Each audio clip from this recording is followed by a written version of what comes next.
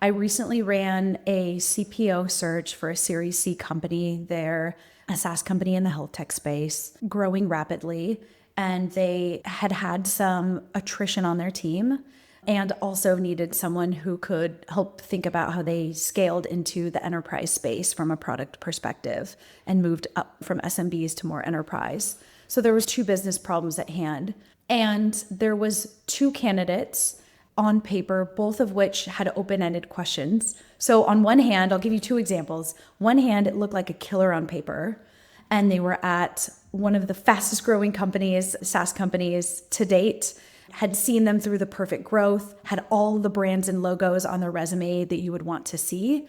However, they had recently stepped into more of like an IC 0 to 1 new product initiative strategy type role. And so when we dug in there a little bit, we realized, yes, they have the brands. Yes, they've done the thing. They check all the boxes.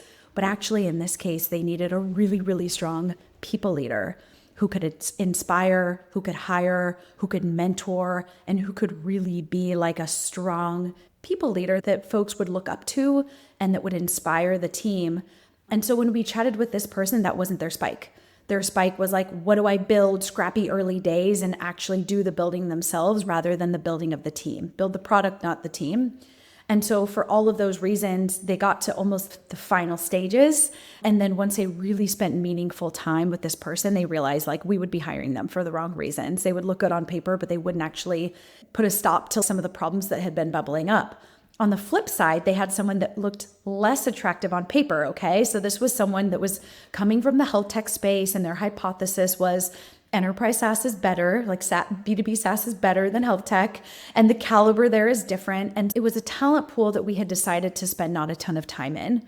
And so there was these preconceived biases going into the conversation. But when I was on the phone with the candidate and I was asking specific questions around where was the team at when you joined and what happened during your time there with the team, product aside, that was one of my questions.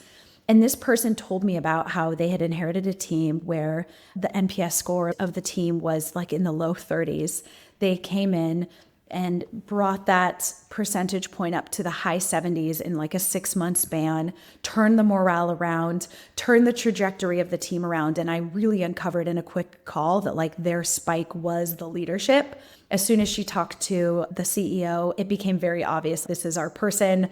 You know, she was highly sought after in the market. They ended up closing her. And it kind of goes back to put your logos and your brands and like your preconceived notions aside and focus on what is the business problem here that needs to be solved. For her, it was like she was clearly that inspiring leader that they were looking for. And so once we asked the right questions, she was the clear winner where she was the less obvious one on paper.